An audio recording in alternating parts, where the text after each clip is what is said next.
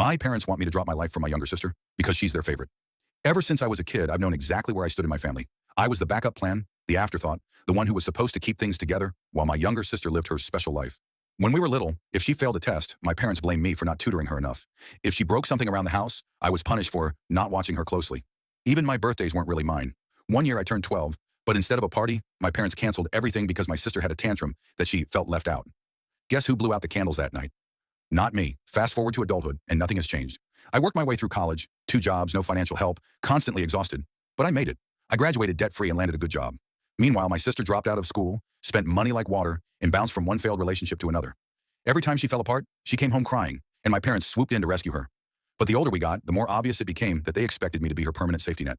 The breaking point came a few months ago. My parents sat me down and said, "Your sister just needs a little stability right now. You should help her out with rent and her car payments, and maybe send her some money each month so she can focus on going back to school." I sat there stunned. They weren't asking. They were telling me. According to them, it was my duty as the responsible one to keep my sister afloat.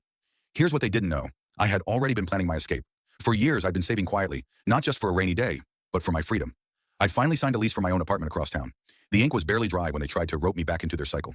When my mom said, "You can just move back home temporarily to make things easier," I pulled out my new apartment keys and dropped them on the table.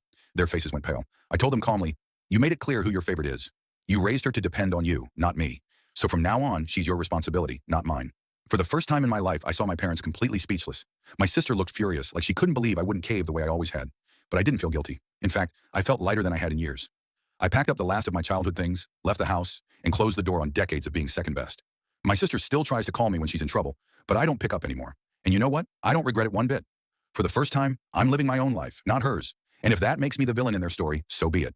Because in mine, it makes me free.